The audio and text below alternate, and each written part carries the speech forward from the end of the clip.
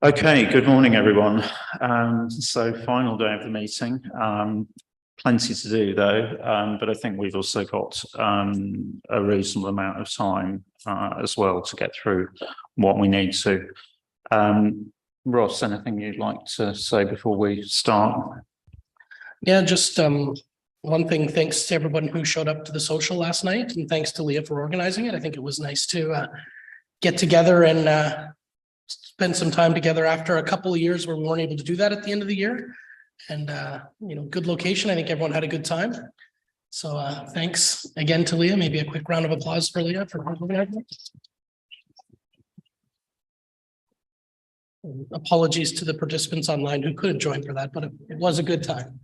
Absolutely, I think endorse that on behalf of the board. Yeah.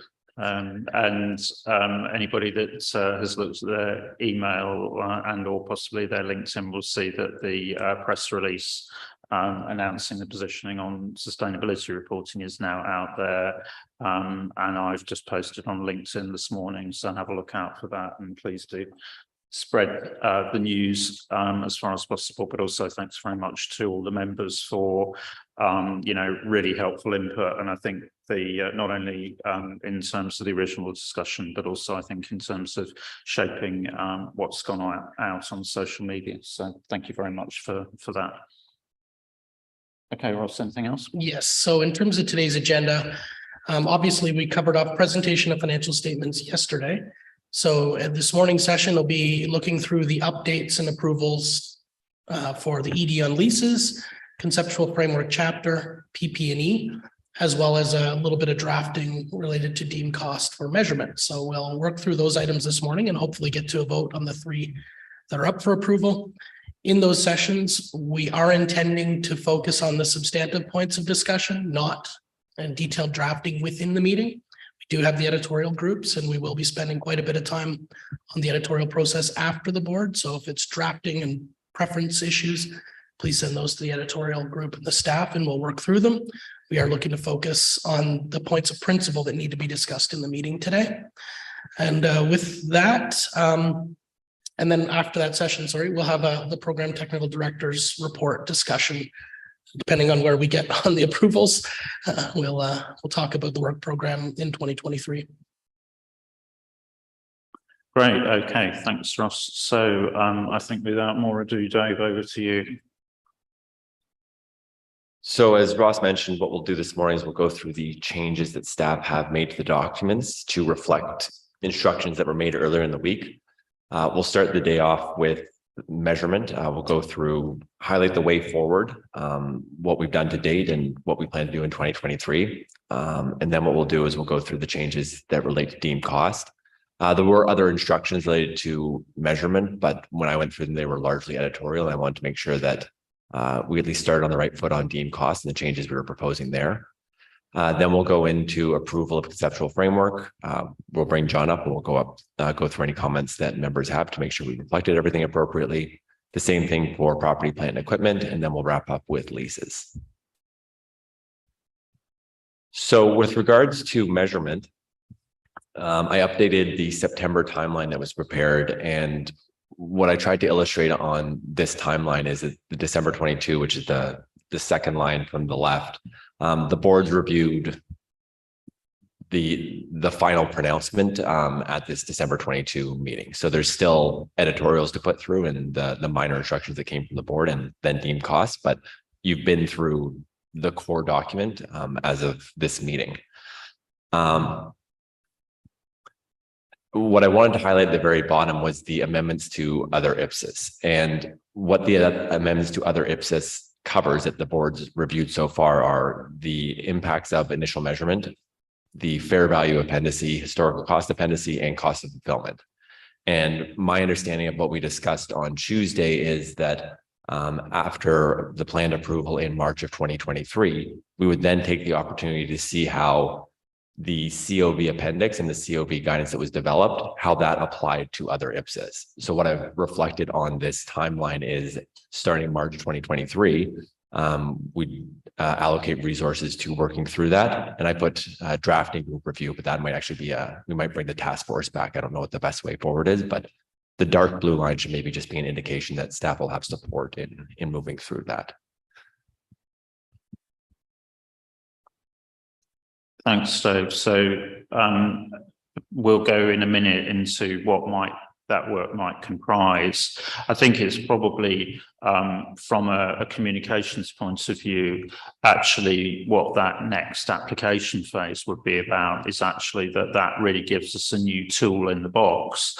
And so it's not so much consequential amendments because we've had a look, for example, at do we need to change any of the existing references to fair value? It's about actually working through the suite of standards and saying we do now have that new approach. Actually, what are the areas where it would be relevant to offer a choice or change an existing requirement or whatever, but to do that on a considered basis based on a finalised view of current operational value, because I think that's settled down a lot over the last 6 months. And really, you need a settled basis to actually do that review. So the proposal would be to take that forward, and clearly also that would be within, and any amendments coming out of that would need to be exposed. So we would need to make sure that that can all be done within the before, well before the effective date proposed on the standard. Ross, before I open up for comments. I know we're going to get to this on the next slide, but maybe how this has been introduced so far might not be clear, but it's a two-phase approach. So the board will need to approve the measurement guidance, the standard we've been looking at, in March, so that application phase 2 of COB can happen. We have to settle that down. Then we'll look to apply that as approved by the board. So just want to make that clear that we'll be looking for the standard to be approved in March, and then that phase would start immediately on going through the literature where we haven't considered the applicability of COB and really test if it is applicable and how, and have that analysis so the board can make the decision. Again, the year would end likely by the end of 2023 with an ED that would expose any changes where we want to bring that measurement basis into an existing IPSAS. Thanks, Ross. So two further things before opening up for comment. Clearly, we do have the check-in meeting in February, so that will be the opportunity for staff to bring back markup based on all the various different changes that have gone through as a result of consistency with, changes we've made in this meeting to the framework, to property, plant and equipment. So that's the opportunity then to just sort of reflect on all of that, so that we've got a good draft going into March. And then Dave's just going to put up the slide, which is staff's initial view of what that application phase would need to cover. So I'll go through this pretty quickly. But on the left-hand column, these are all the IPSAS where staff have identified assets or their asset IPSAS. The second column is the type of asset that is covered in the standard. And then the third column is staff's very early view on how it should be addressed. If we were unsure in any way, we put review in 2023 and it'd be considered as part of the project. So inventories, for example, would review in 2023. Investment properties, staff doesn't think COB will be applicable because investment properties are held for their financial capacity. Impairment, IPSAS 21-26, we already have a committed project on that. Agriculture, we'll review in 2023. Intangibles, we have a committed project. Service concession asset, we'll review in 2023, as well as joint ventures, associates, and joint arrangements. For combinations, again, we'll review in 2023. Financial assets, we don't think COB applies because those financial assets are held for their financial capacity. And then right of use assets, we've discussed a couple of days ago, we'll review in 2023 to determine the applicability of COB. Thanks, Dave. So, I mean, obviously that's very much the sort of initial views and very much subject to member comments, but just sort of thought that was useful to kind of give a view of the landscape as sort of staff see it at the moment, and open for comments and thoughts on what Dave's presented.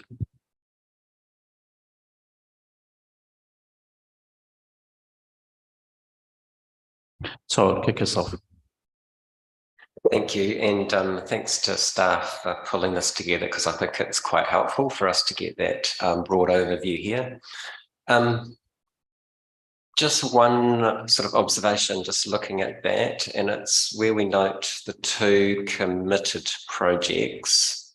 So we're going to be doing the work in 2023 to review things, and it's in my mind, what's the time frame for the committed projects to address the issues around fair value versus COV? Because if they're on a track and aren't likely to get done, you know, or completed for 2 years or longer or whatever. So just something to think about there, I think, in terms of the timeframes around the 2 committed projects versus what we will be doing in 2023. So, I mean, you're right, Todd, and in many respects, actually, this is the balance between when do we actually finish work on the measurement standard, but also revenue and transfer expenses, because those are the big projects which have really sucked up resources this year. And so, frankly, we're in the situation where the sooner we can actually finish the work on those, okay, we've got the re-exposure debate to have, but in the short term, then we can actually sit back and say, what resources have we got? We've got existing projects like natural resources, retirement benefits, as well as the 2 new projects. So then, you know, that will determine, all of that will sort of determine how quickly we can get started on those projects that we're committed to, but subject to resources. Other thoughts and comments? Lynnie. It's very minor. So we are making changes to IPSASB 33 for PPE, but I guess then linked to any of these ones, we would also then have to look at what IPSASB 33 says. Yeah, you're right. And we'll pick up the point on deemed cost shortly when we start to talk about that.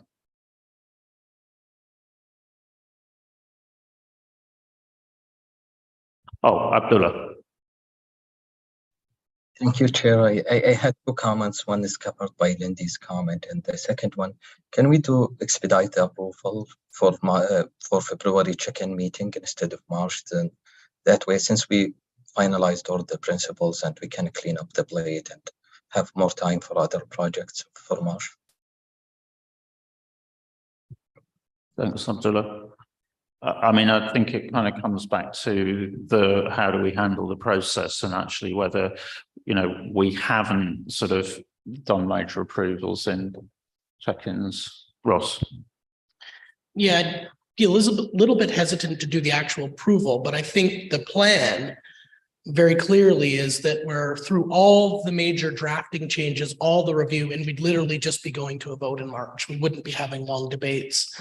You know, it'd be ready, we'd have it cleaned up. You'd probably be seeing a more advanced version than you normally would approve, because I think we're pretty far advanced once we get through today. So, and there's not a huge timing difference between those meetings, literally 3.5 weeks, I think. So I think it would be better to have another look at drafting changes in February, have a good review, and then really, you know, an approval issues paper with the final pronouncement at the March meeting. Yeah, I mean, it's you know, I think that is, as you're right, it puts a premium on the February check-in to actually do that and to make sure that essentially that's the final opportunity to collect comments, rather than to do a page turn on measurements in the March meeting, and then for staff to have to turn around the comments and for members to have to review during the meeting. And so that all of that puts a lot more pressure on everybody. So if we can do that in, you know, essentially for the February meeting, that is, I think, is a much better use of everybody's time. And then we can start to look, you know, we can start to use the time in the March meeting to look forward. Any other thoughts or comments before we move on? So obviously, I mean, you know, as you know, Lindy picked up the point. Obviously, we need to just circulate that slide and let you have a think about it. But if you like, that's the outline plan and the way that we will make sure that, you know, if you like, we've reflected the new thinking in a coherent way through the other relevant standards. Good. Okay, move us on then, Dave. So the last item I wanted to go through on measurement, I guess for the December meeting, is deemed cost. So I thought this was the most significant instruction or decision that the board made a few days ago. And I wanted to make sure that staff was on the right track in actioning that, so there were no surprises in February, March. So what staff has done is we've looked at IPSAS 33 and proposed removing the definition from IPSAS 33 and wrote a new definition for deemed cost. As you can see on this slide, it's in paragraph 6.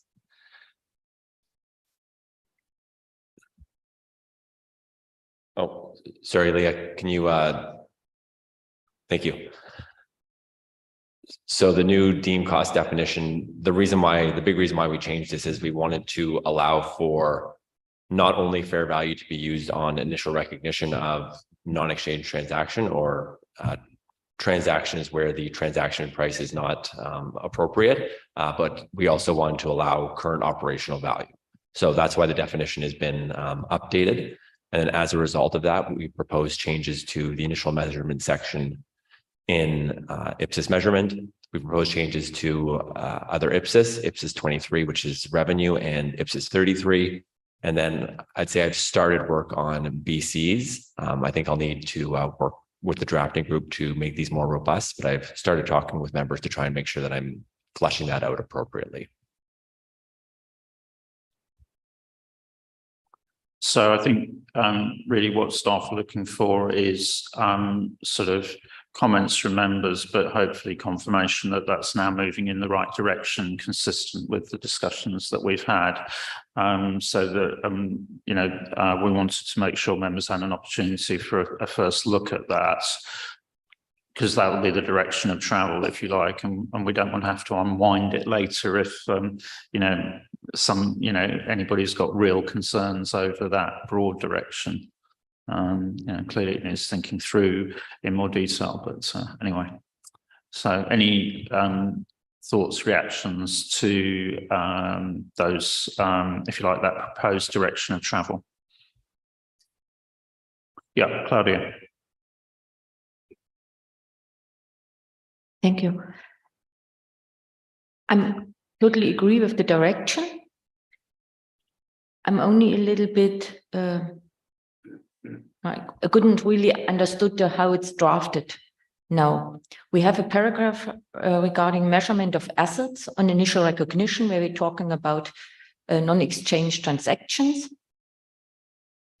where it says more or less at the end, I would say measured at deemed cost, unless it's inventory or investment properties. And then we have a paragraph transfers regarding gifts, donation, including goods and kinds. And there we say on initial recognition of these are measured at fair value. So, and when I think which other non-exchange transaction we could have, if I would say it's more or less all, it's a kind of a donation or a gift or something like that, but then it didn't fit with the other paragraph. So maybe we should have just review it again. Dave. Where are you, Claudia? The problem is I can't give you the number. It's what you have sent us as a draft for the measurement deemed cost. And there you have 2 paragraphs. It's on, I don't know what's, yeah, it's that's behind after the definition. You have a paragraph, it's or in chapter called recognition of assets, and then you have measurements on asset initial recognition. Oh, so sorry, these are amendments to IPSAS 23. Oh, okay.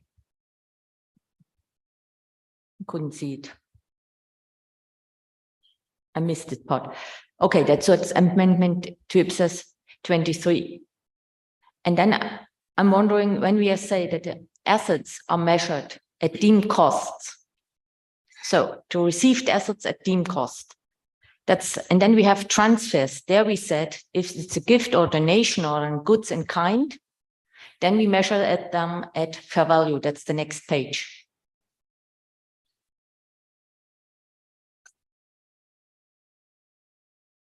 So it didn't seem very. Just has to be updated. Paragraph. Yeah. Sorry, Claudia, I follow now. I see what your point is, and we'll make sure we change that. Okay, thanks. I think it was Camilla next, then Todd, then Renee. Thanks, Chair. Similar to Claudia's comment, I'm in paragraph 43 in amendments to IPSASB 23.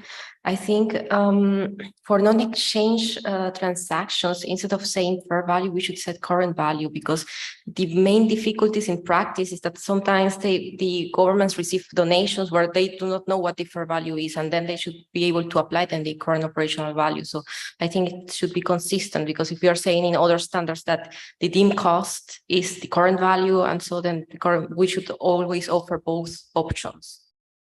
And that applies also for paragraph 64 as well. Thanks. Dave. So Camilla, we talked about doing that. Sorry, staff talked about doing that. I don't necessarily have a problem with doing it. The reason why we did it this way is we thought if we wrote current value, we think that's technically correct.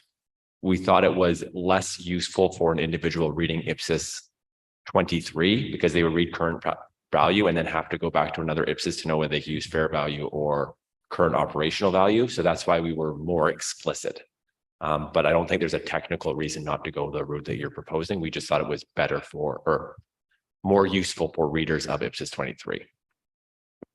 I mean, I think it's a good point, and I think we need to reflect on that in terms of what the appropriate way to deal with these actually is. And some of this also comes into what is the mechanism for making changes and so on. And at what point in time. So we've got the general problem that we have at the moment of what comes first and how do you amend what and all of that kind of thing. But I think in thinking about that, we should certainly be consistent. Todd. Thanks, Ian. I think as a direction of travel, it's helpful to see this. But I do think when we get into the detail, there's going to be a bit more drafting changes than what we've just got in front of us. And I think if we can agree as a board that, we've got a drafting group, or if we need to pull together another group to sort of help refine, I think that would be good.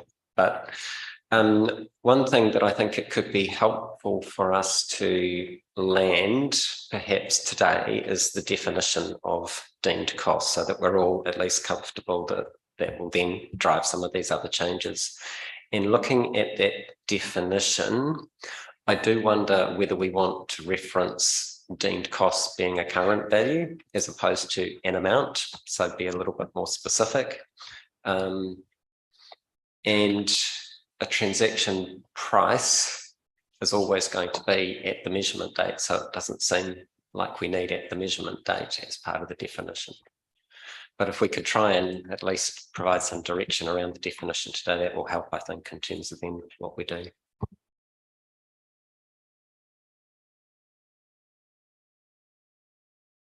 Thanks, Todd. I mean, I guess there's a question as to, does anybody think that, you might use some sort of historical cost of a similar asset? I think that's the kind of question. And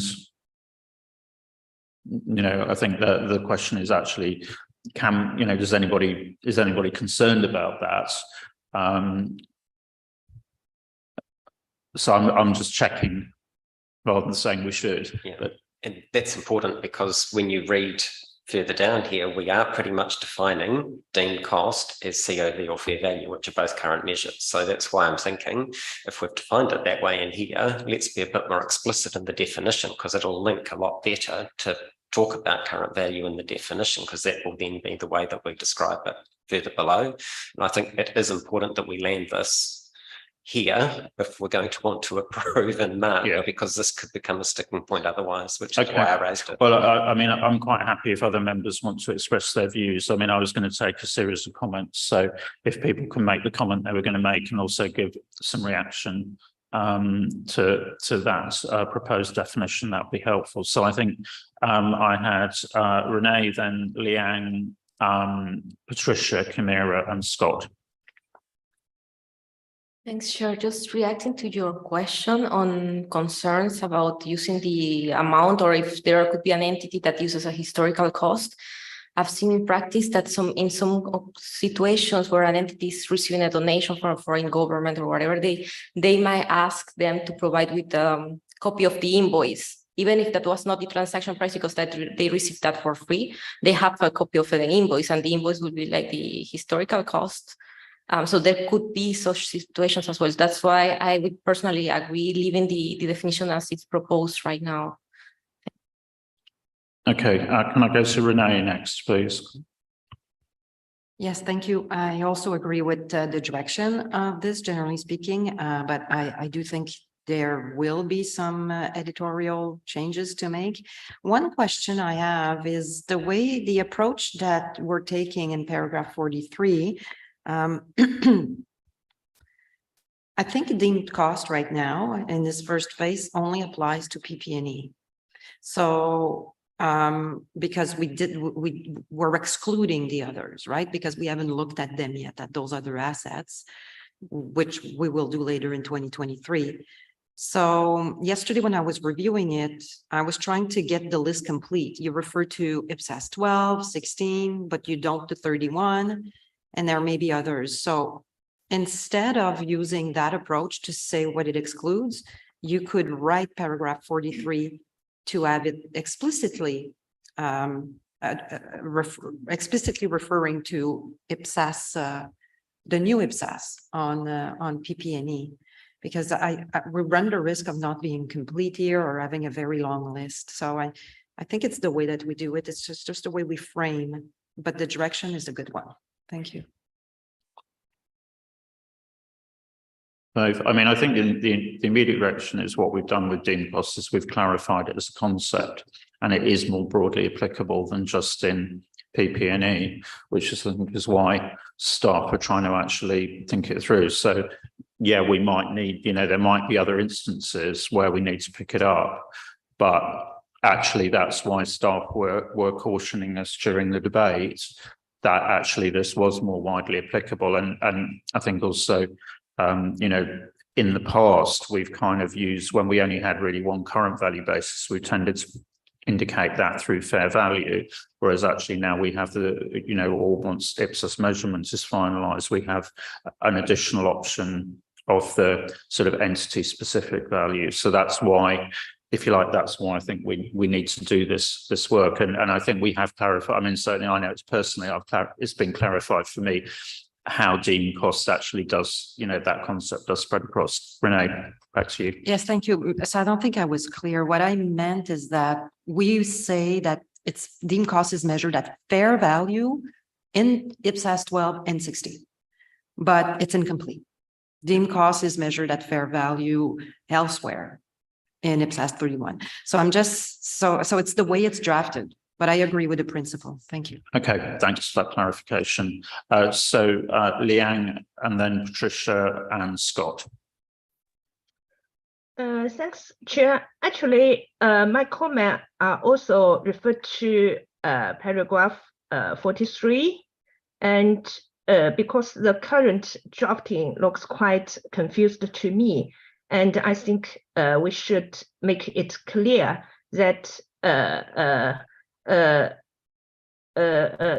first sentence we only mention inventory and investment property, and the second sentence we just say assets measured at assets acquired through non-exchange transaction at the deemed cost.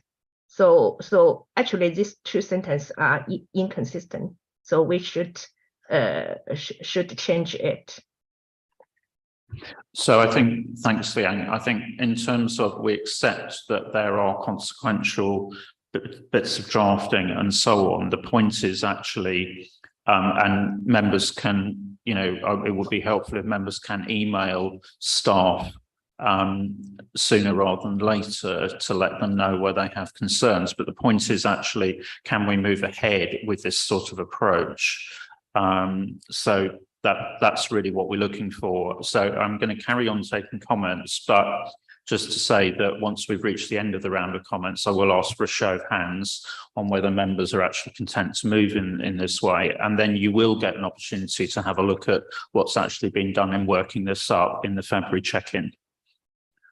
So that's how we'll work through this. So I just want to get initial reactions to this approach at the moment, and following Todd's intervention to the proposed definition. So can I go to Patricia next, and then I'll go to Scott and then Lindy. Thank you.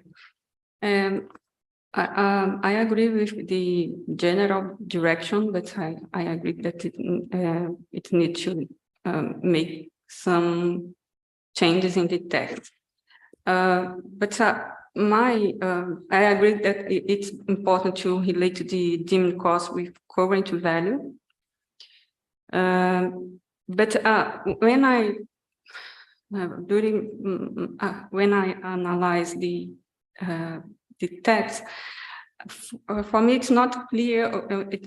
The text need to be more aligned with the conceptual framework, because sometimes the text said the initial measurement is the transaction price, but we decide in the conceptual framework this transaction price plus transaction cost, that it's historical cost. And other, for example, in BC said, BC, can I check here? Initial measure is at fair value. In BC, the numbers, lost the number here. We see 46. Thank you. It said in the initial measure at a fair value, and then I think it's important to clearly connect the definition of transaction price, initial measurement, and deemed cost. For me, I think sometimes the text said one thing, and other times said other things. What I think about this, for some transactions, transaction price is equal, fair value is equal, historical cost. Because of this, sometimes the kind of mention in the text, but I think we have to be really clear and connect with conceptual framework. It's a deemed cost is when the initial measure is not possible to be used, and then I use deemed cost. Because in conceptual framework, we have two options, historical cost or deemed cost. It's my, thank you. Thanks, Patricia. Dave, do you want to come back on that?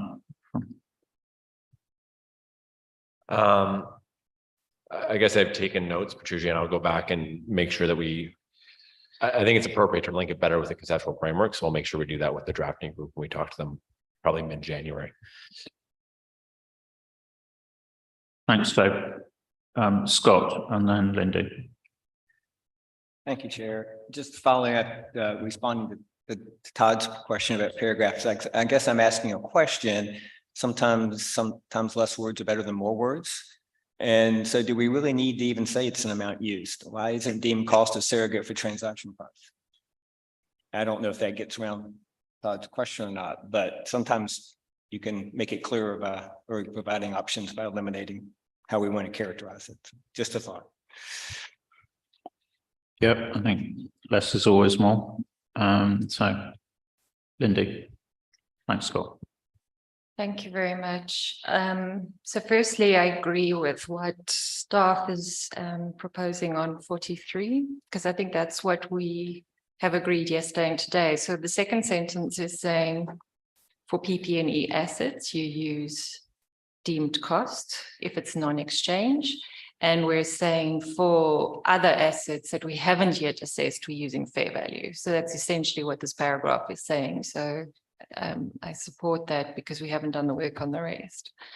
And there might be other consequentials because of that, but I agree with what's been said in 43. I also agree that on the definition, less is more. I'm going to give another suggestion, but it's not so much the wording, because I think deemed cost is used for initial recognition, but it's also used for measurement on the date of adoption. So I don't know if it's always, I don't know if it is then technically, and just I need to think through, but maybe more, but if you would then look for a transaction price on the date of adoption, because you might just, so it might just be a surrogate for an asset and liability at that, and then depending on where you use it and the circumstances, you would then get a value. But I agree, less is more. It's just what is the right approach. But I think we need to think about, you would use it when it's a brand new asset or when it's existing asset and you're adopting IPSAS, and it would be at that point in time you would also use deemed cost. Thanks. David.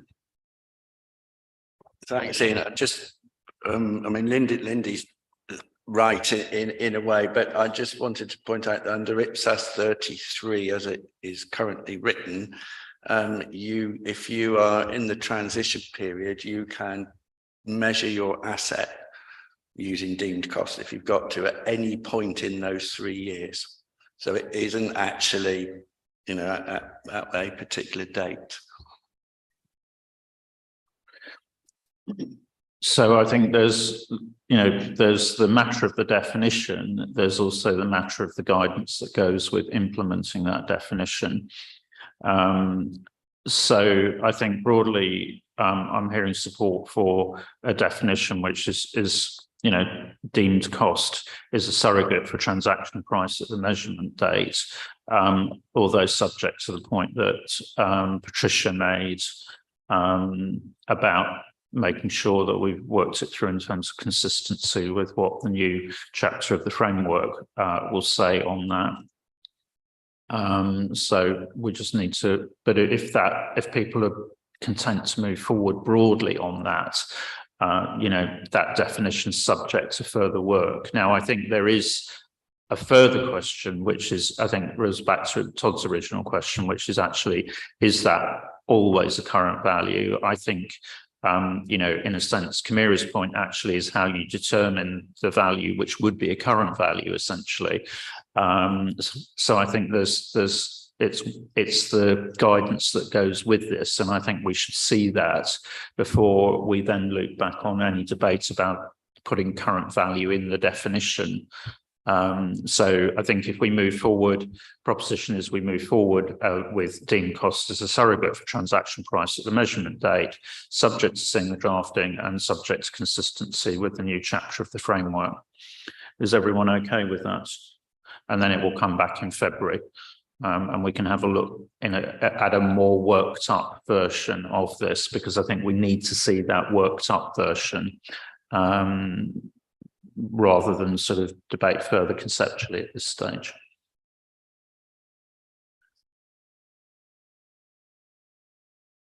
Okay. Dave, does that give you at least direction for now? Yeah, that's really helpful. I wanted to make sure that we were directionally going in the right, moving the right way, and we can take it forward, like I said, with the drafting group to clean it up and make sure that it looks good for February. Okay, and that will come back for discussion at the check-in then after the initial drafting group discussion.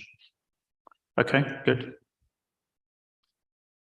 So next we'll move into reviewing the changes to Chapter 7 of the conceptual framework. Ian, I'll turn it over to you. Okay, thanks. So as Ross advised, drafting changes that members have, you know, spelling, punctuation, whatever, will, if you can pass them to staff, they will put that into the editorial finalization process. What we're looking for at this stage is matters of principle that you think are there that the board hasn't discussed and hasn't made a decision on. So it's really that's really what we want to just hear. Is there anything lurking that members have spotted on the various reviews this week that we haven't discussed and taken a view on before we then move into the approval process?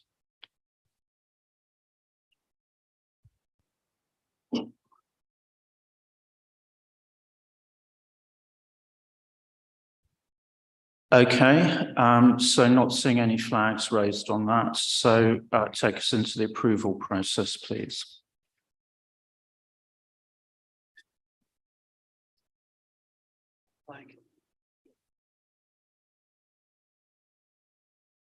Sorry. Oh, Lucy. Yeah, thank you, Chair. Sorry. In paragraph 7.6, when we included the definition of transaction price, I noticed that we are using the word assume. In view of the exclusion of the assumption price among the measurement basis for liabilities, I thought it is no longer appropriate to use assume when we refer to a liability. So I think it might be appropriate to use fulfill or not assume. Can we take that into the editorial process? Because I think it's just a question about which word, and that I think is editorial. Yeah, because this is also conspicuously used in the measurement. Well, can I have a quick piece of advice from staff? Because I don't think this is a fatal flaw. I think it's a question of actually consistency with our literature. Yeah, I think it's a case that we'll look at this in terms of the consistency with the defined term in measurement. Is that all right, Dave? Yeah, okay. So that's the instruction that needs to be addressed. Camira. Thanks, Chair. It's just a clarification question. We added the BC 7.42 where we clarify that value news is not included as measurement base. Does this mean that then it is not a measurement base at all?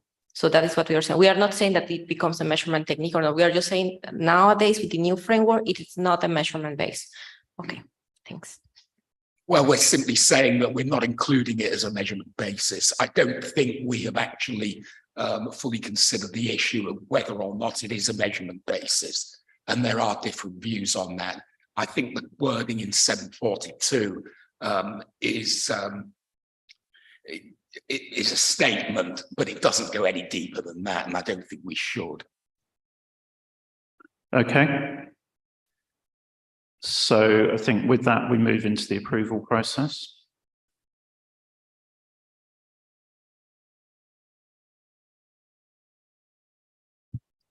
So the first point is that staff present the revised content of the exposed conceptual framework. We've done that on Tuesday.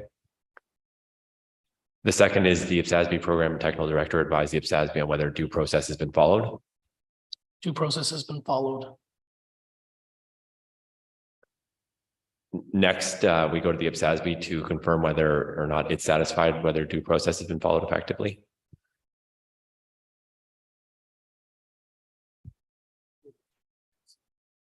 Not seeing any flags raised, so I think we are. And now the IPSASB votes on the Chapter 7. So with that, I'll be asking everyone first, those who vote for it, to please raise their flags or virtual hands. I'll count all the votes.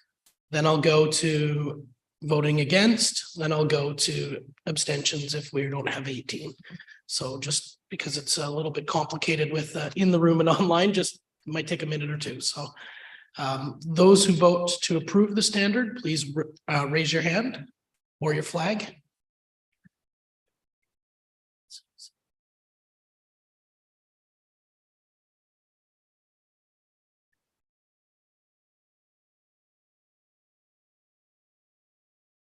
So I'm seeing 17 for, I'm counting right. Okay, everybody can put their hands down. Those who vote against, please raise your hand. Sir Mike, I think you voted twice.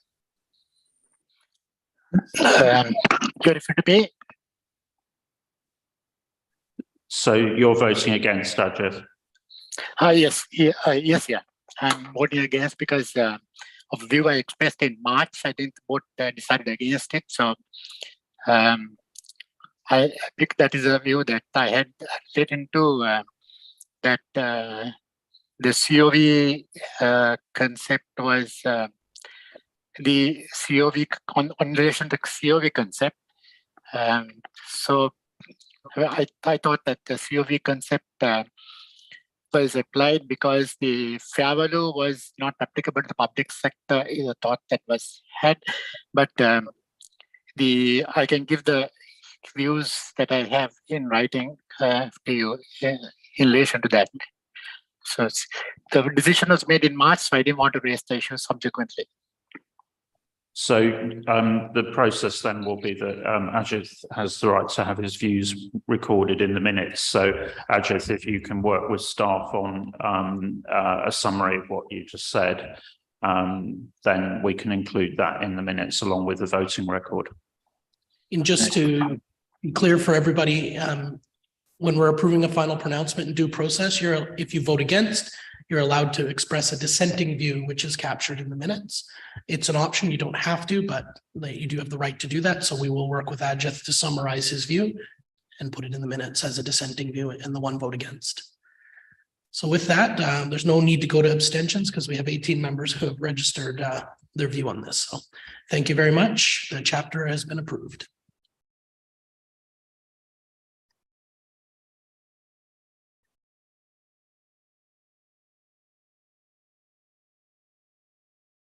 So the next step is for the program and technical director to come in and opine on whether re-exposure is necessary, whether there's been any substantive changes. There have not been substantive changes since the exposure draft on this chapter, and no basis for re-exposure in my view. So we just need to check that the board agrees with that. Right. Okay, so not seeing any flags raised. And then, sorry, the last step is that there's no effective date for conceptual frameworks. It'll become effective, or it'll be put into IPSAS in 2023 when the new IPSAS is published. Okay, so that concludes the approval of the updated Chapter 7 of the Conceptual Framework. So we now move on to property, plant and equipment.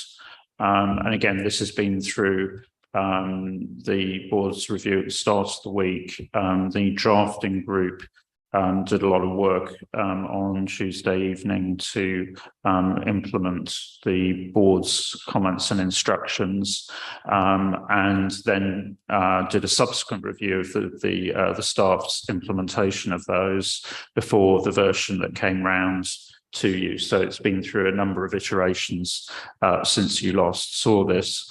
And again, we will follow the same process. So if there are final drafting,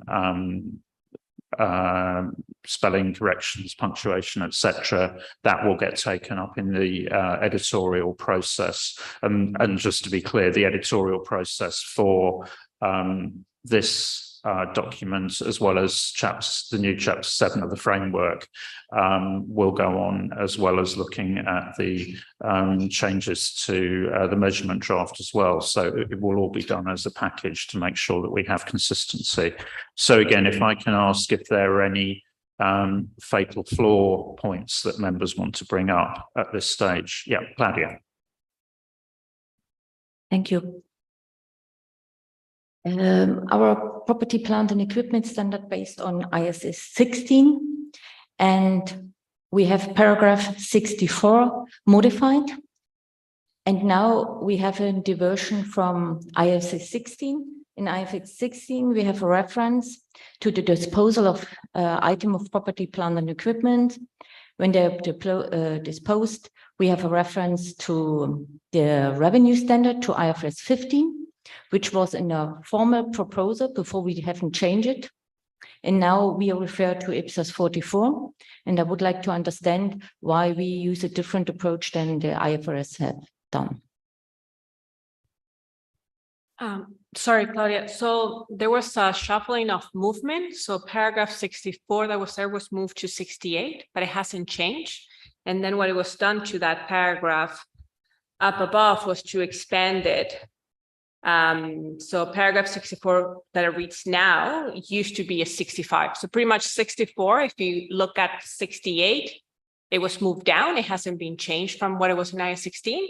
And what it was done for what was 65 was to expand it to call out that if you had a sale, you will look at IPSAS 44. And if it was a lease, you will assess at IPSAS 43. Yeah, I see what we changed, but it's different from what IFRS used in their IFRS 16 standard. IFRS 16 refers to the revenue standard, to IFRS 15, explicitly in this paragraph. So we change to the IFRS way. IFRS didn't refer to IFRS 3, to their assets held for sale standard. So I would to approach that we use the same approach than IFRS has used. So it's paragraph 69 in the IFRS standard, in the IAS 16 standard.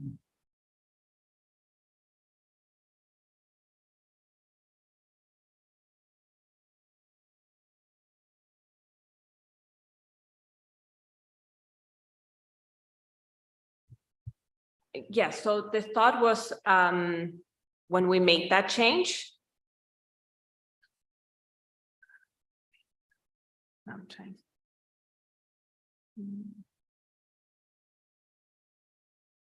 Yeah, because sorry. Just give us a sec, Claudia. We're just trying to remember why we did this.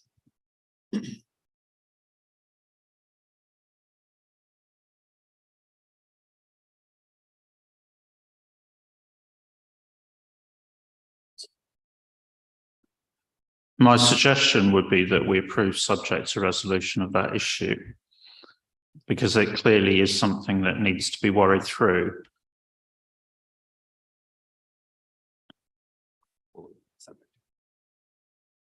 So I'm going to propose that we approve subject to that. Okay, Todd, you were next.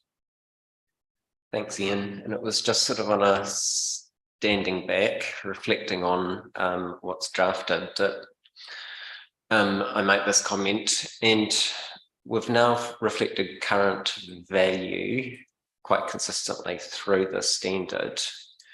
And I wonder whether it might help to be clear, perhaps by defining current value in the definitions, because, you know, this is new. And I think just to be clear that it is COV or fair value, because, you know, people aren't necessarily going to be reading the framework in conjunction with the standard. They'll come to it cold, and it might be helpful to have defined current value. Just a reflection as I was reading it this morning. Can I have advice from staff on that? Because do we not define current value in the measurement standard? So I don't think we explicitly define current value in the measurement standard, but current value is fair value, current operational value, and cost of fulfillment. And cost of fulfillment obviously isn't in IPSAS X property, plant, equipment. So we can take that away, Todd, and see if we can clarify in a BC or something, but I don't think we can define it at the front of IPSAS, this IPSAS. Ross.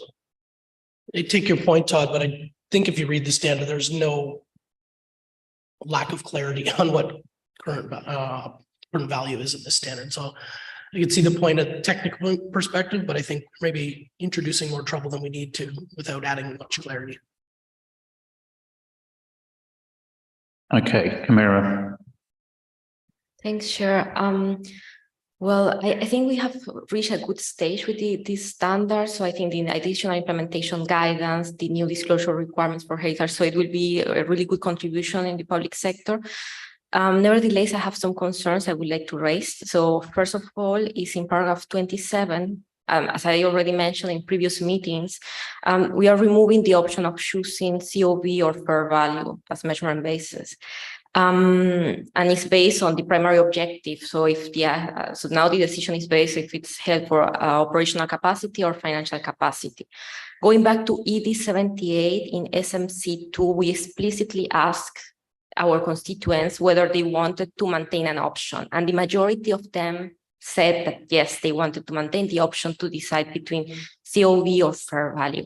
I think that now we are a bit, because of a minority of respondents had some concerns that it was more of a lack of guidance on when they should use one or other. I think the IPSASB is a bit going ahead and doing something more disproportionate to what was necessary. I think the concerns from the minority of respondents could have been addressed with more guidance in saying in most of cases, those assets held for financial capacity are measured fair value and not being so strictly like white or black, so giving more flexibility to entities.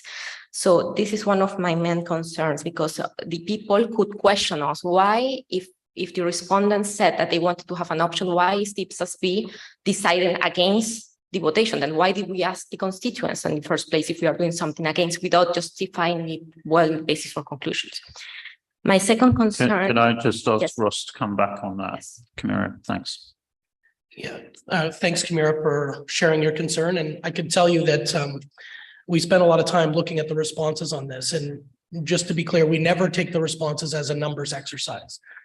We always look at the arguments put forward, and the arguments put forward to link measurement to the measurement objective the entities using the assets for was much stronger, more consistent with the conceptual framework, and much more well argued. So that's why we didn't go with the intention-based accounting, which is not linked as closely to what the conceptual framework says in the measurement objective, nor is it consistent with other IPSAS literature.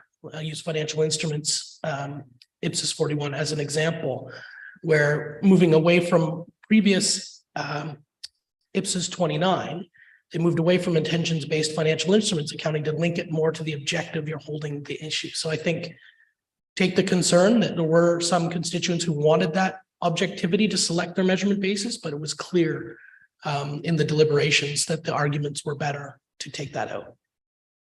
Thanks, Ross. And I do agree with what we are proposing in the sense that it should be, so the main criteria could be that of what is the purpose, why the entity is holding the asset.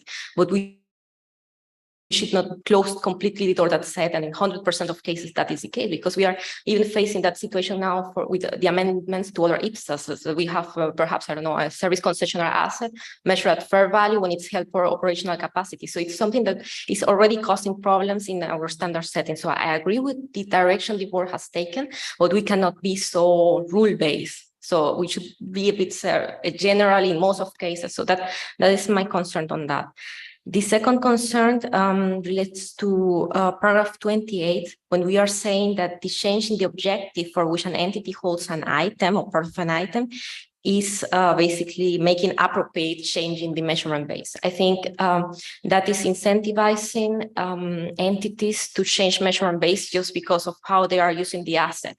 Imagine just an entity that has measured an asset based on fair value because it was renting the, I don't know, a location and yes, building, they were measuring that at fair value, and now they decide, well, let's occupy those offices. Then they will be forced, because now the standard is saying that it's appropriate when you change, you also need to change to COV. If they already fair value is fairly representing that asset, why should they be forced to change to COV? Because they are changing how the asset is being used.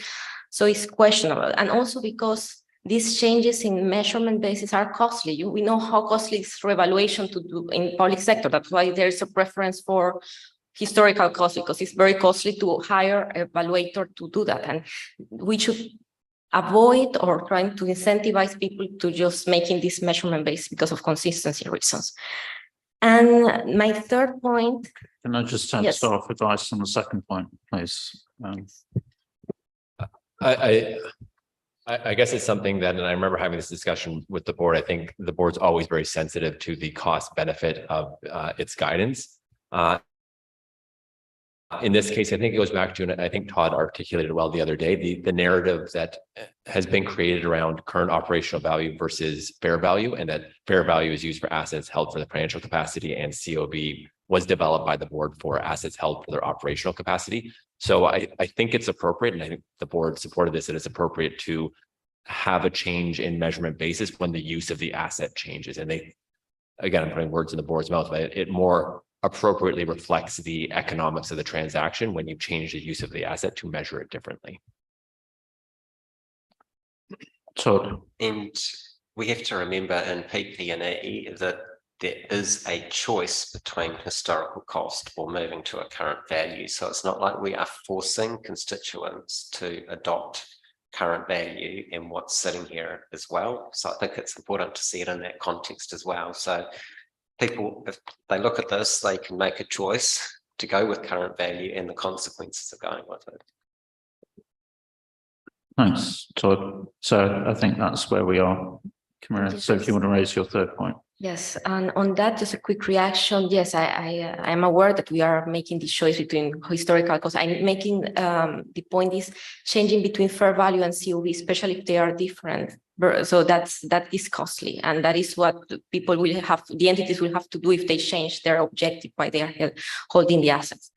And my third point is on paragraph 32. So if we mix together items of PP&E measured at fair value and COV in one class, so this can have practical issues. So I know that we are proposing that, and now it's possible. Okay, the accounting policy choice comes at a model level, so either historical cost or current value, and that you can have in the same class assets measured at fair value or COV.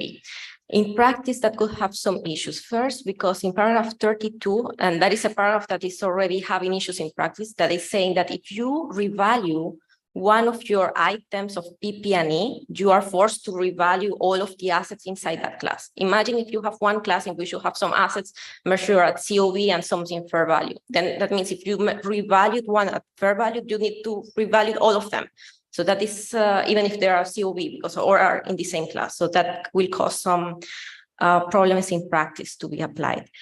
Secondly, there are some we still do not know how different the COV and fair value will be in practice, and it will depend on the type of assets. So in case of land, it is clearly identified that the difference in values are huge. So if we have a land according to current operational value versus fair value, difference will be really high. And if we have both in the same class, that is not so good for accountability or also for understandability, because we are missing peers with apples. That is one. And secondly, in terms of disclosures, in paragraph 82 is explaining how we determine appropriately which classes of assets to have. And there we are making reference to the 3 levels of the hierarchy in fair value, and also that according, so if we have, I don't know, the inputs were observable or not observable, that should be an appropriate way to put them together into a class. In COV, we don't have those levels. We are just classifying between observable and unobservable assets. So that is all another argument against mixing together. So that I don't say that we should prohibit that, but we should not promote that neither. So that we should be a bit careful on that. And finally, I just have to, can I just get staff reaction on that third point? So I'll try to revisit board discussions again. So, and sorry, I'll try to take these in order, Camille. So the way I understood, let me take this a different way. So I think the way I characterize the board decision is that it was very important to have a class of assets that was measured by the same measurement model. So historical cost versus current value. And whether within the current value model, there was just having everything fair value or current valued or remeasured on a every time the financial statements was prepared was the highest priority of the board in making that decision. The second point I'd make is when you made the point on when you revalue one asset in a class, you have to revalue it all. The way I'd always interpreted that, that was more of an impairment clause. So if you have to do an impairment test, you're revaluing one part of the class, you'd have to revalue the entire class. when you're using COV or fair value, you have to revalue every single time you're preparing your financial statements. So I don't think it's fair to characterize having a difference between current operational value and fair value within the same class is triggering a revaluation. I think you will have to revalue every single time you prepare your financial statements. And then I guess my last point, and just not to pick on one point, but the land, the board discussed that. I think we kind of said land is land, and whether it's COV or fair value, the board thought that that'd always be the same value, whether you're measuring it COV or fair value. Ross. Just to highlight one other point I think came through the debate is the previous approach, I think, is the one you're advocating for, Camira, but that was seen to be overly prescriptive, that you'd have to put them in separate classes. The current approach would still allow people to separate them if they chose. It just wouldn't require it. Okay, and your final point. Okay, thanks for those clarifications. Then only two minor remarks. In BC 34, where we are explaining the reasons why we decided only to add this disclosure, additional disclosure for unrecognized heritage assets. The reason we are providing is that we consider that these measurement challenges which prevent the recognition of a tangible asset are specific to heritage assets. I think that could be very criticized because I know in infrastructure assets, there are also measurement challenges. So I think we should rephrase what was the reason why we decided only to focus on a heritage and not require a disclosure for an unrecognized infrastructure assets. I'm just highlighting this because this could be criticized by externals, like why you're saying that there's also infrastructure assets have challenges. And my last point is very minor. I identified that in the last version of the paper we provide, every time we have the word professional judgment, we remove the word professional. It might seem minor, but I think in the accounting profession, so at least in the public sector entities, they are fighting that the people that are in charge of doing accounting, that they are accountants and are not like other careers. So this professional part is really important. So I don't know why, if there was any good reason why we are removing the word professional next to judgment everywhere in the text. So, thanks. So I can come back on both those points. The professional judgment, I can't remember why this came up, but when staff was talking about it, I think there was a suggestion to take out professional in one place. And when Augustine and I were discussing, we thought if we were taking out in one place, we didn't know whether there was I'll say a North American specific term. So that's why we took it out everywhere. If the board feels professional judgment is the appropriate terminology, happy to put it back in. The reason isn't beyond that. With regards to heritage assets, so I guess we can go back to the BCs. I know that we asked a specific SMC on this, and I thought it was supported. And I thought that we drafted good BCs on this, but we can make sure that your point is clearly articulated, because I think it's an important one, and we definitely discussed it at the board and we'll make sure that's clear. Ross. And just on that last point, I think that matter of fact reflects the board's thinking and discussions on it. So they didn't have those discussions in regards to infrastructure. It was always heritage based, and including the proposals related to that in the standard call out heritage. So I think that's the reason it's there in that way.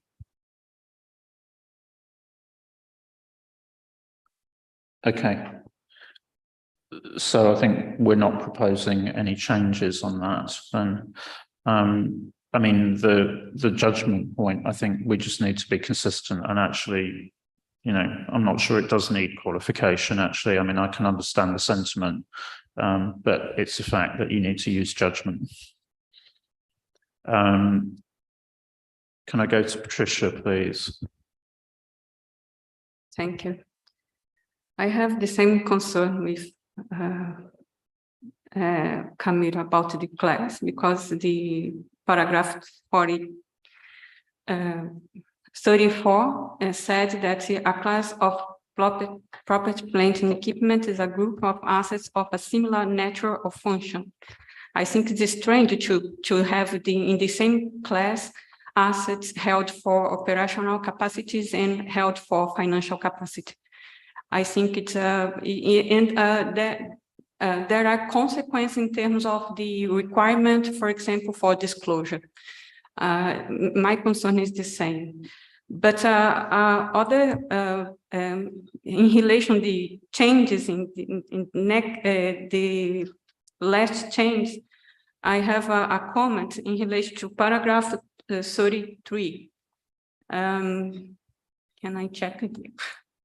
Okay, because considering the new definition of COV and the new requirements of COV, I don't know if when an entity measure an asset based on COV, there is a range of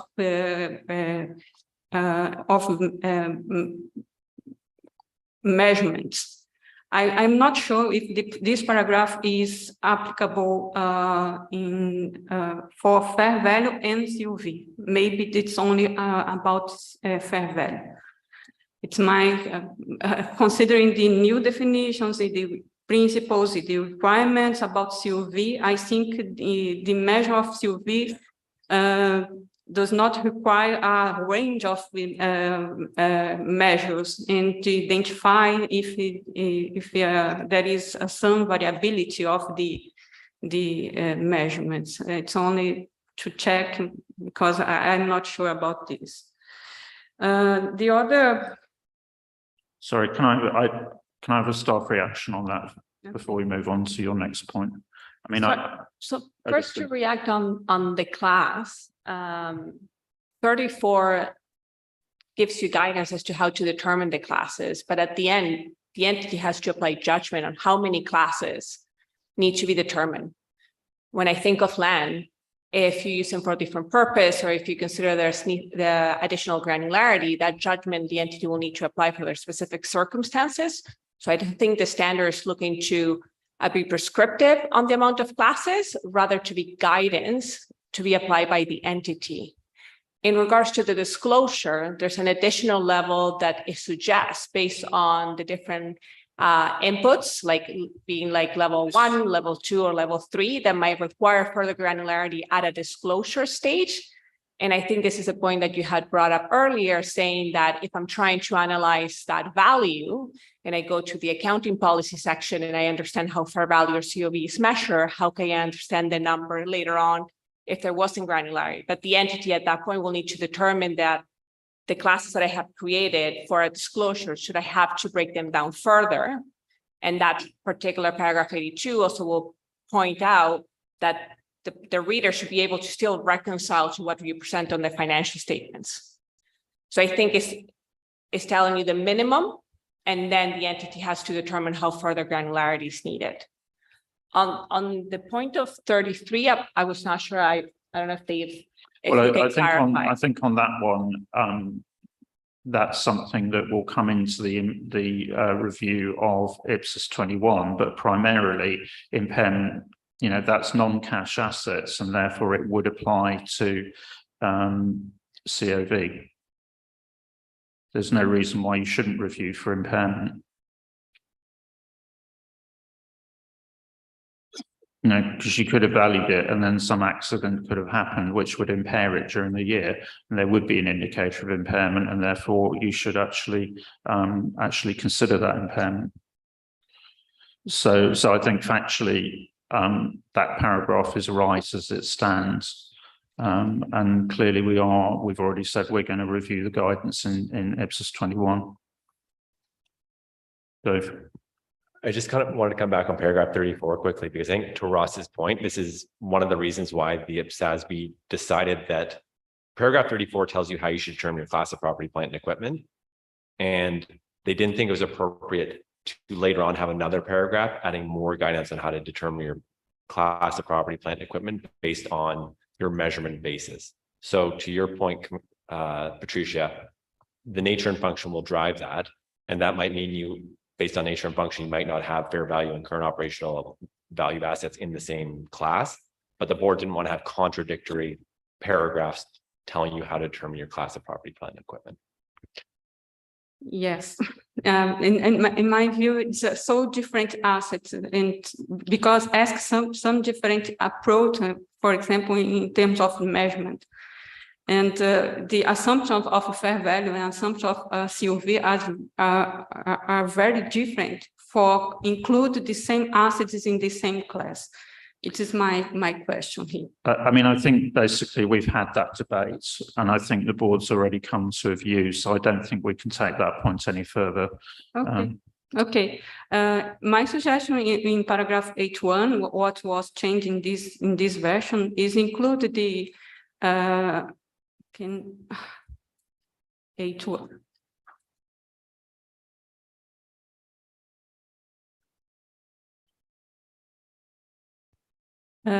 Because the paragraph was changed in this version to require the entity may decide that the a great disaggregation of the class, and my suggestion is only to add the basis in the paragraph 82, the level of the fair value hierarchy, but before this is the basis that the current value is measured and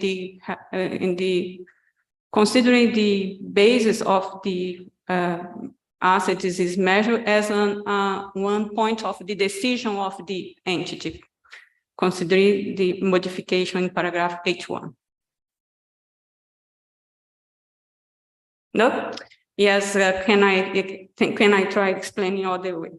The paragraph was changed to, this paragraph 8.1 was changed to indicate that an entity may decide to a great disaggregation. And my suggestion is in the paragraph 82 indicated that the decision is based on two in the basis that the asset is measured. Yes, it's only this. Thank you.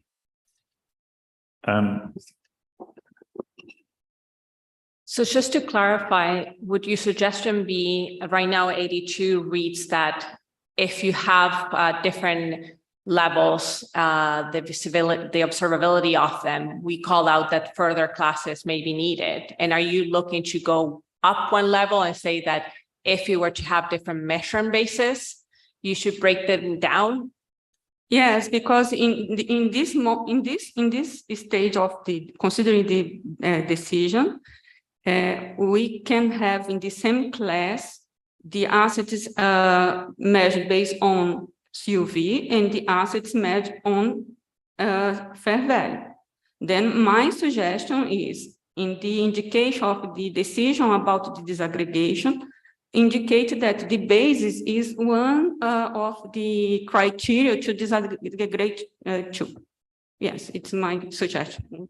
I think I would ask whether the board is in agreement just to provide within the disclosures that they may need to consider the basis ahead of the observability of the inputs ahead of making such change. Dave. The only clarification I would make is I think it would be a consideration, not a criteria. It's indicated that this is a criteria in paragraph 82. Because in paragraph 82, this define the criteria. It's the paragraph 82 is a continuation of the 8.1. No, I understand that is. Lindy, I'll take Lindy, but I'm not having any further debate on this. I want to go to staff for advice. Yeah, so a suggestion to deal with Patricia's concerns could be we can just amend these paragraphs to say, okay, you can break it down in terms of the level, but also the measurement basis, and just allow that flexibility that they can do. Ross. Again, this kind of follows earlier comments. That judgment is already there. So I think you're just elaborating on that. I don't think that's substantive. It's disclosures. And I think that can definitely be dealt with through the editorial process, because implicitly, that's how you would apply judgment in that paragraph already. So just, we can add a little bit on that. The editorial group can clear that if everyone's happy with that approach. Okay. So Liang. Yes, actually, I want to supplement to a point regarding paragraph 34 we just discussed. Actually, when I read this paragraph, we say a class of PPE is a group of assets of a similar nature or function. Actually, I think it can be interpreted as if you think the PPE or a hold for financial capacity or operational capacity, actually you can explain as that they have different function. So in practice, I think people can class them into divide them into two classes, so that maybe Kamara's concern and Patrica's concern can be resolved, because you can have them into two classes.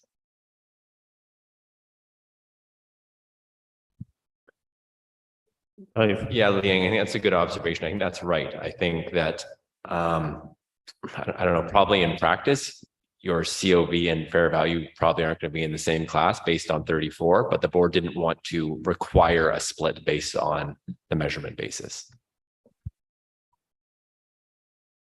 I think. Sorry, just to put a point on that, that's exactly the decision from September, is why we moved away from it. So I think that is what the board decided. Yeah, and I mean, this was done in by the small group that worked on this. So I don't think we should make changes at this stage to disturb the delicate balance that was achieved in that discussion. So, I mean, look, we need at this stage, I think, to call a halt. Where we've debated something already, it is not the purpose of this session to re-debate it. If members disagree with something that's already been decided, then it's open to them to vote against this. So I think there's a fine line here, but, frankly, I mean, Kamira and Patricia, you've already raised a significant number of points, and we've already dealt with those. So, I will allow a further intervention, but I'm not, we are not going to carry on re-debating this.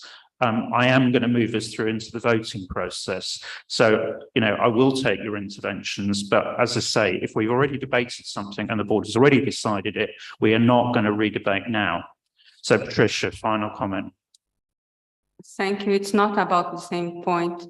I'm not sure if it's editorial, but the page 6, in the page 116, the concept for cost and fair value, it's not the same in conceptual framework and COV.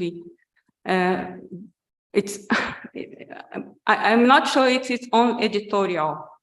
Can I check here the page? In the diagram, this decision 3, the definition of cost, definition of current value, and the definition of fair value is not aligned with the conceptual framework, and it's my suggestion is on to align this, to present the same definition here. For example, fair value is other definition. That is one. Can I take advice, please, Ross? Yeah, I think we'll make sure we clean that up in the editorials. That's the intention. Okay, all right. Okay, so coming back on the original point that Claudia made. Yeah, apologies. Claudia, you're correct. Like at that point, we're talking about a cell at a point in time of your PP&E should remain to be to revenue, as opposed to IPSAS 44, that is when you're reclassifying your PP&E to get it ready for sale. So I think that the change should be to go back to what we had before and remove IPSAS 44 in reference to the revenue. Okay, thank you. So we make that correction, and that will come back at the check-in just to confirm that the board is content. So the approval is subject to seeing. Sorry. I don't think it needs to come back. That's an editorial, very specific. We'll make Okay, that all right, change. okay. All this should be dealt with the editorial group. We don't Okay, need so to come that's an back. instruction to be dealt with. And similarly, I think Patricia's points on 81 and 82. Okay, so are we then clear to move into the approval process now then, please? So on Tuesday and today, staff presented the revised content of IPSASB property, plant, and equipment. The program director will advise whether due process has been followed. Due process has been effectively followed. The IPSASB confirms whether or not it's satisfied due process has been followed. Not seeing any flags raised at this stage. And then we move to the vote. So similar to the previous vote, I'll take votes for first, then votes against, and then if we're not at 18, we'll look for abstentions. So those who want to vote for IPSASB property, plant, equipment, please raise your flags or your virtual hands.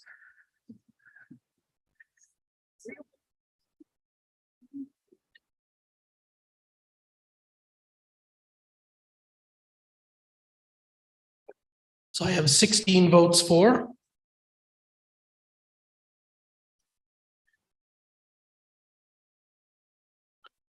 Now I'll go for votes against.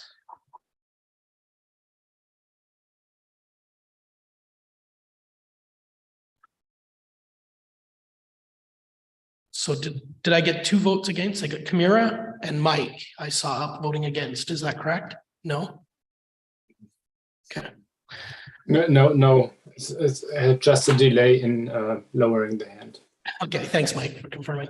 So that gets me to 17. So did see, can you go to abstentions yeah, then? do we have an abstention? Ajith. Yeah.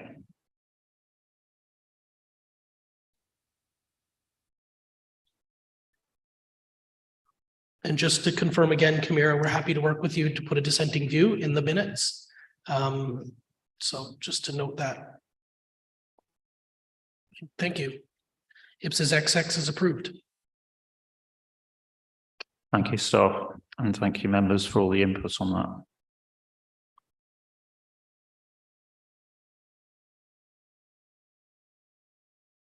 So the next step in approval is to consider whether there have been substantive changes to IPSASB property, plant, and equipment. There haven't been extensive changes since the exposure draft that would merit re-exposure of this new pronouncement.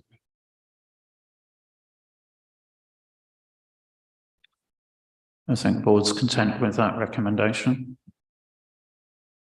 And then the last step is to set an effective date. Staff's recommendation is that IPSASB should be aligned with the effective date of IPSAS measurement, and we'll determine IPSAS measurement at the March meeting. And at that point, whatever is set for measurement, staff recommends that IPSAS property, plant, and equipment should follow. Ross. And just a final reminder, we will not be publishing this IPSAS until measurements ready, as well as the conceptual framework. They will go out as a package. Okay, so thank you very much, everyone, for that. And I think it's right to note at this point that that actually brings to a conclusion the projects on heritage and infrastructure, which were actually approved, if I'm right, in autumn in the December 2014 meeting here. So it's actually quite apposite that that was under Andreas's term as chair. So it's very apposite that you are here to see the completion of those projects, Andreas. So thank you very much, everyone, for all the work that's gone in over the years on those projects, in particular heritage. And I think that is an important milestone because it does actually complete a gap, address a gap in our framework in terms of the original scope out of IPSAS 17. So thank you. And I think with that, we've earned a coffee break. So I would suggest that we take a break for 20 minutes for refreshment, and then we come back here and we move into considering the exposure draft on leases. Thank you.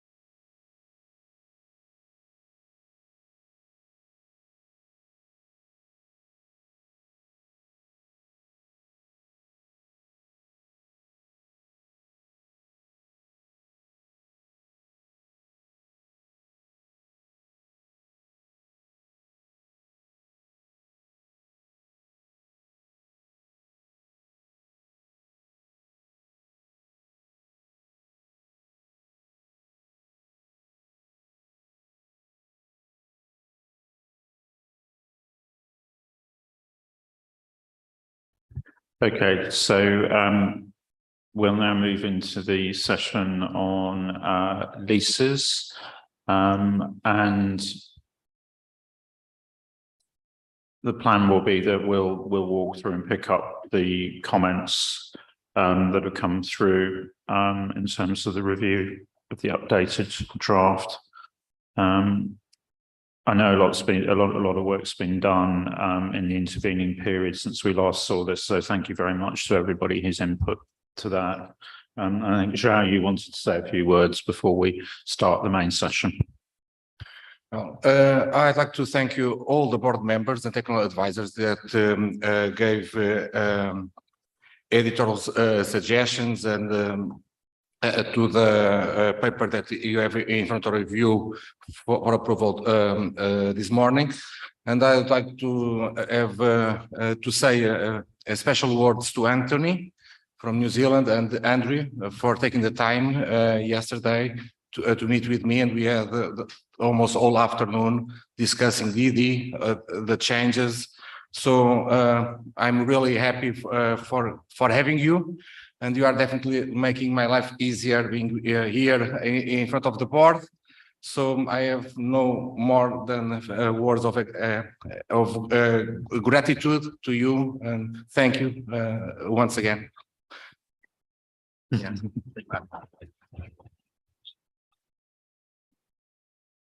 Ross. Yes, and thanks from me as well. I can tell you I've been engaged in many deep technical debates with João on leases and other issues. And I know he's always very passionate. And it's great that you guys could match his passion and spend an afternoon working through the issues. So I'm really grateful for you guys putting in the time. Yeah, I mean, I think it is an excellent example of the strength of this board. I think that everybody's so committed to getting to, you know, a high quality answer. You know, I think we've seen that, you know, throughout the year. We've had a lot of input. It has been a heavy year for all of us, I think, you know, and the fact that people are still giving this week, you know, there's been a lot of examples of that. So, you know, thank you everyone for the sustained effort. And with that, I think on the theme of sustained effort, let's move into reviewing the ED 84. Yes, thanks, Ian. So everyone, I hope, have received the revised version of the ED. In marked up red are the changes that were made between the version that it was presented on Wednesday and staff received offline. So I wonder if we could go then in a fast pace flip. If there are any further editorials, please send me through. I've already received several also, even on this version, quite quick fixes, because I haven't done a full cross-referencing check because I was more concerned with the content than the cross-references and that. And so with this, I'll open the floor to you, Ian, to guide the board with a page flip on an exceptional basis. Yeah, thank you, João, and just to underline again that, you know, there is going to be that full editorial process which will pick up those points. So it's really making sure that the you know, the kind of bigger picture, the main substance has been reflected. So I think if we start off on the request for comments page, which is page 3 in the document, and check whether there are any comments there. Obviously, the context has been inserted as we agreed.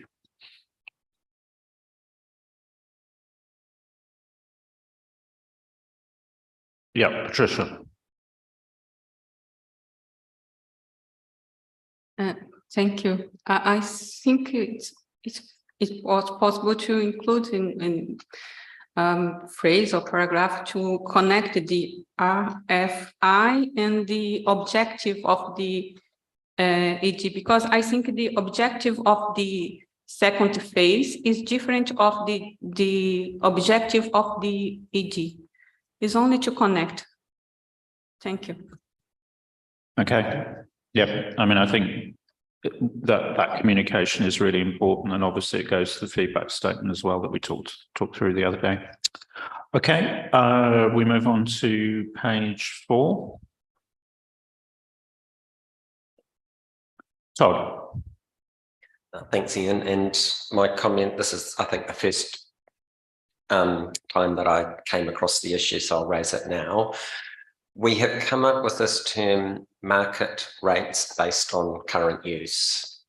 And we seem to flip between using market value and then in other places market value based on current use. And I think we need to make sure that we go through a process of ensuring that if we mean market value based on current use, we use the full term, because market value, I think, has a slightly different interpretation to the based on current use. So we just go through and make sure we do that consistency check. Thanks, Todd. I think that's important. Okay. So any other comments on the SMCs that we have on page 4? Okay, so I'm assuming there's no comments on page 5. If we can move on to page 6.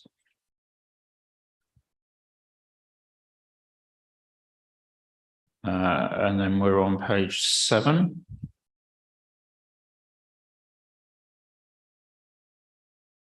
Page 8.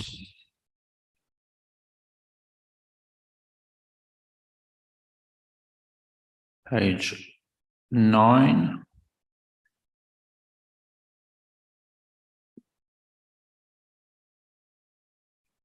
Page 10.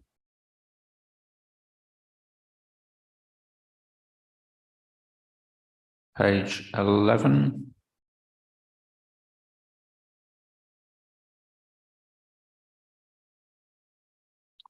Page 12.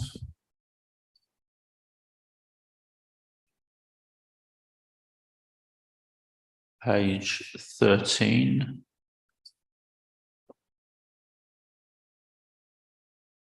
Page 14.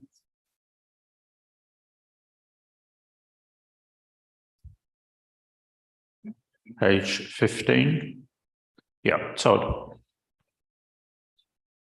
Another comment where it comes up in a couple of places, but in paragraph BC 109, we use the phrase in the future IPSAS on revenue, and I think we use a future IPSAS on measurement somewhere later on as well.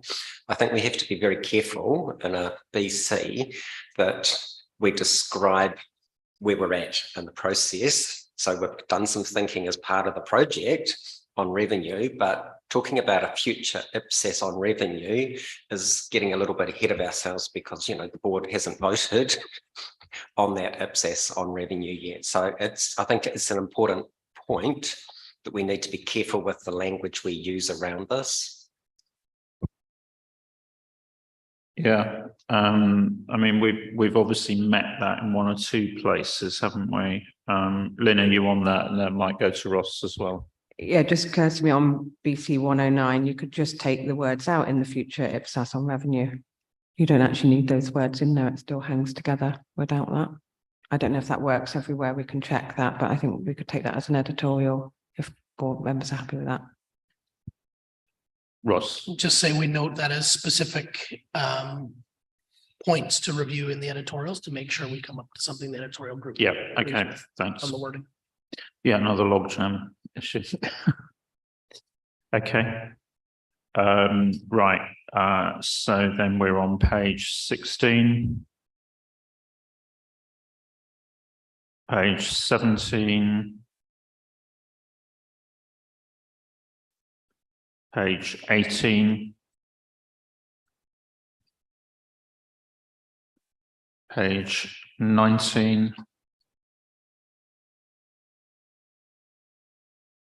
Page 20.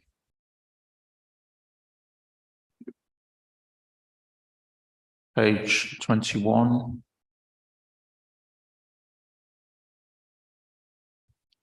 Page 22.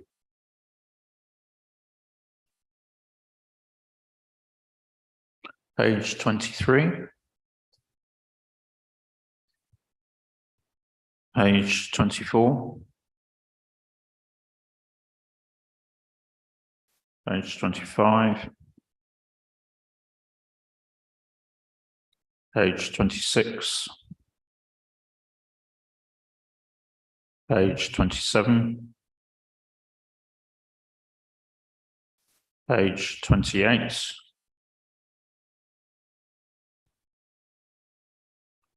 Page 29.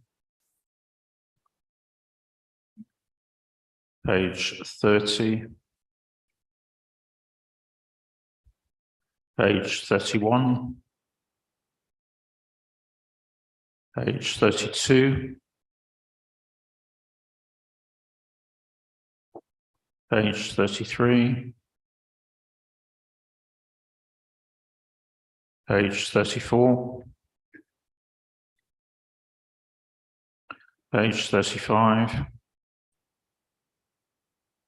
Page 36. Page 37.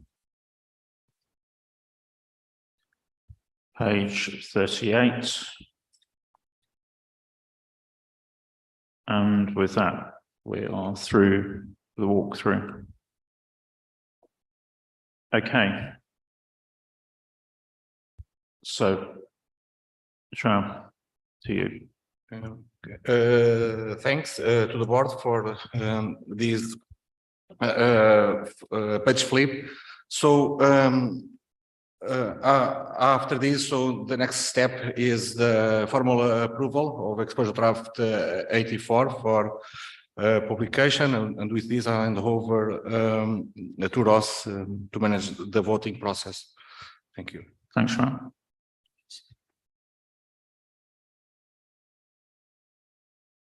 So with that, we've reviewed all of the issues related to ED 64. We've complied with due process, sorry, ED 84. Freudian slipped on We leave OD 64 again. Thank you. There is a link to 64, yes. Yes, so we're at the approval stage. So with that, similar to the approvals of standards, we'll go through the voting process now. I'll ask for votes for first, then votes against, and finally, if there are any abstentions, we'll take those last.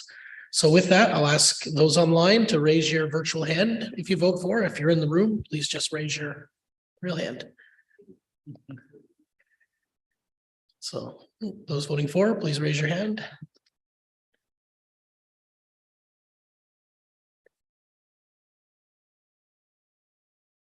So I have in 17-4. Please take your hands down. Those voting against, please raise your hand. I have no hands voting against. And those who would like to abstain, please raise your hand. So we have one member abstaining. With that, ED 84 is approved.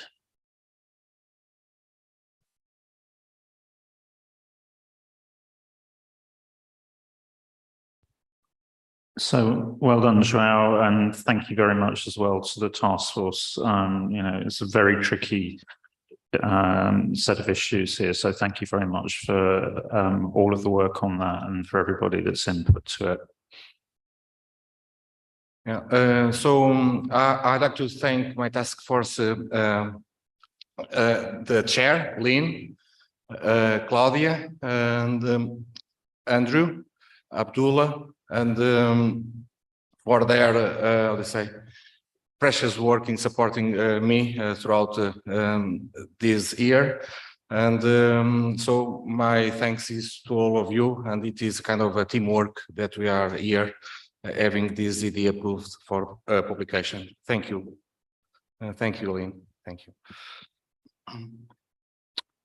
So we just need to confirm the comment period now. So the final step is the comment period. So as you could see in the papers, staff and task force recommendation is for the normal 4-month period. So we are hoping to publish this in January, the latest January 31st, but if we are able to publish earlier, we will do so. It doesn't depend only on us, IPSASB, so we also need to talk with communications and coordinate with them. but perhaps the fastest, if we are able, would be January 15th, which would lead us to May 15th. So between May 15th and May 31st as the forward period, and with the hope of bringing a high-level review of responses for the June meeting. So this would be our recommendation to the board. With this, I'll pass over to you again. Thank you. Okay, thank you. So everyone content with the proposal in terms of the 4-month comment period? Good, excellent. So I think with that, we are through the formal approval items this morning. And I think, Ross, we pass back to you in terms of Programme and Technical Director's report review of the meeting.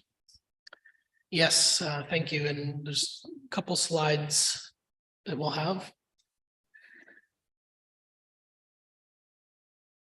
Still 1 minute to get those up. Thankfully, with the approvals, it makes this session easier than it could have been, as I was, a couple hanging in the balance. I wasn't sure if we were going to have to talk about how we're going to reshift things to deliver things, but we did achieve, in terms of approvals, what we set out to do at this meeting. We also achieved quite significant progress on measurement, revenue, and transfer expenses that we'll be reviewing for approval in March. And I think feeling a lot better today than I did on Monday on our ability to deliver that. I think really good progress during the meeting. And I think maybe one observation to share now that we're, a full year back to these in-person meetings. I know it's been a lot of hard work and effort for members to make it to the meetings. And I know we've had, challenges that couldn't be overcome for some, but I think having members here in person working together and helping support staff as we move through things does accelerate the guidance development process. So I did want to record that. I'm very grateful for people making it to the meetings this year and really contributing well in the meetings. And it's just been really nice to see everyone as well and catch up. Sorry, I'm sad that. Yeah, and so in terms of main changes to the work program that I think have come out of this meeting is just what I'll call the phasing of measurement, where we'll be approving phase 1 in March, which is the core principles in the document we've been working on for the past few years. And I'll be adding the phase 2 development of ED, which I'm calling amendments to IPSASB measurement, application of current operational value. And I'm going to put that on the work program following this meeting, and it will continue after March when the document or when the standards approved. And I'm planning that will stretch to this time next year. I think 3 quarters should be enough time to work through the issues. And we'll come back on that probably for a first substantive discussion with the board at the June meeting on this portion of the project. The other point to note here publicly is for those of you who've seen the press release about the IPSASB's decision yesterday on sustainability, we will be adding a new project to the work program called Sustainability Reporting Research and Scoping is what we'll be calling it. And that'll be a 6-month item going on from now through June 2023 related to the research and scoping of the 3 potential future sustainability projects that the board agreed to take on in 2023.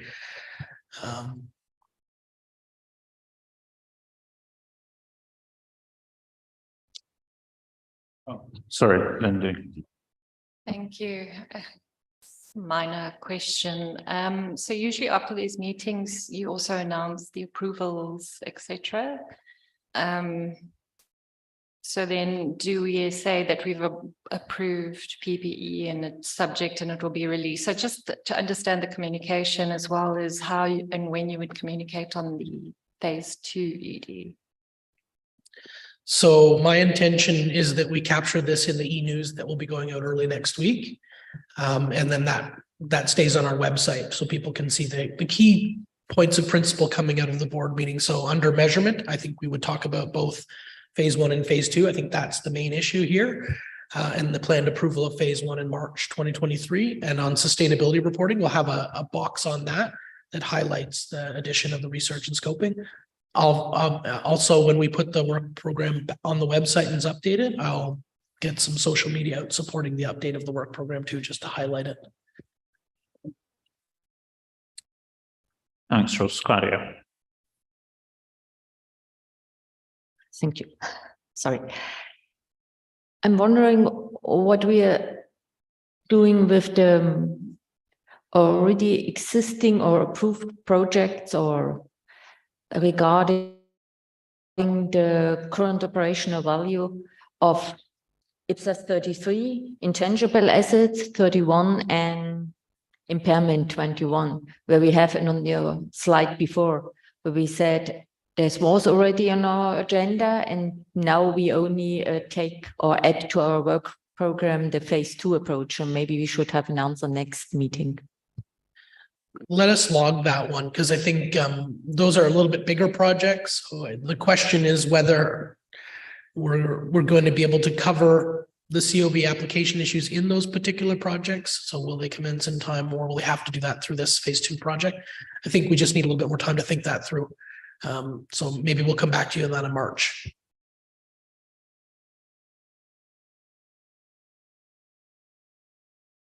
Any other comments, reactions? Okay. So I thought, again, thinking about how we're going to manage through to the approvals in March, I thought it would be helpful to kind of share initial thinking on the check-in meeting agenda for February 2022 or 2023. Sorry, I'm going to get in the right year. So out of the points of discussion this week, I think the 3 items that are looking very likely to be on that February agenda are the revenue transfer expenses, review of illustrative examples.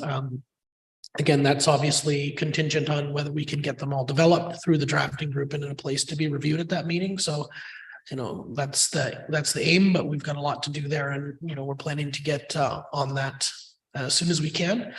Measurement coming out of today, I think we've agreed we're going to have a review of the drafting updates coming out of this to the guidance and try and lock down any last issues so that we can go into March with a fairly clean document and move quickly to approval.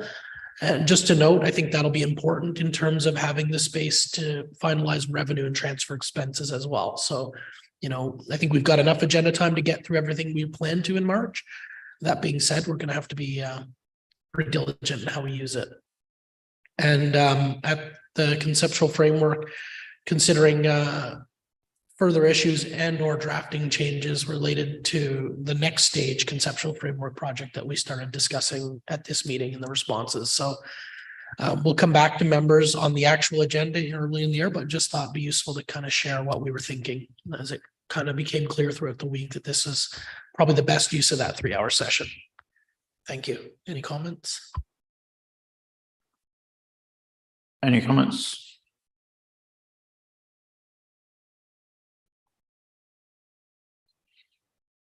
Okay. And that's it for the work plan review. Okay, so I think that then moves us through to the conclusion of the formal meeting. I think again, just to underline over Adrian. Just a small question. When will the task forces, that is the one for sustainability reporting and possibly the one for differential reporting, be set up? Great question, Adrian.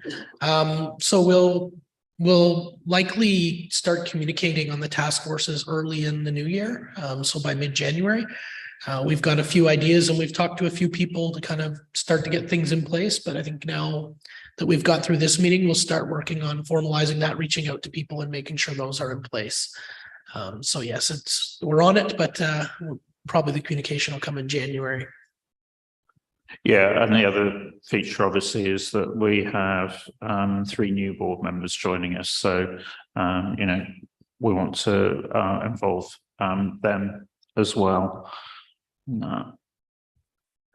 So there being no further flags up, I think we can conclude the formal meeting. Thank you very much, everyone. I think it has been a very productive meeting. Certainly, we've got the approvals, the 3 approvals, including 2 final pronouncements from this morning. I think it was an extremely important strategic debate that the board had, which has resulted in us being able to make that announcement in terms of our position with regard to sustainability reporting. And I think, you know, the indications are that that is generating a lot of positive interest. So I think, you know, really a very, very productive meeting. And, you know, the work that was done in the margins, I think, has been really, really important, both formally in the drafting and task force meetings, but also by everyone in terms of turning the documents around. I think staff have done an excellent job in processing a lot of material very quickly and getting it back on time. But everybody as well, thank you very much for your comments. And also thank you very much for those who were able to make it here, for dealing with all the various different traffic problems and so on. I think, you know, certainly I'd like to recall my thanks to the staff. I think for giving us a fantastic package to work with. And I think also to Leah and Vanessa for making the whole process work. There's such a huge amount of information, of effort that goes in to making these meetings happen. And paradoxically, actually, you know, it's actually harder organising a meeting here in Toronto, you know, at least my understanding from talking to Leah, than actually organising it in Portugal. So thank you very much for making it happen, and you know, particularly for working in the hybrid environment, which does add complexity to it. So I think with that, thank you very much, everybody. We are ahead of schedule, so there will be lunch available, I think, Leah, from about midday onwards. Is Leah at the back? Yeah, lunch will be available from 12. Yeah, so I think the proposal is if board members can stay in the room, we'll have a short in-camera session, you know, just starting to review the year and anything else that members want to raise. Everybody else, it's now time to pack up and leave the room. But it's great to see you all, and thank you very much for attending the meeting. And same to everybody online. Thank you very much for joining us. Thank you.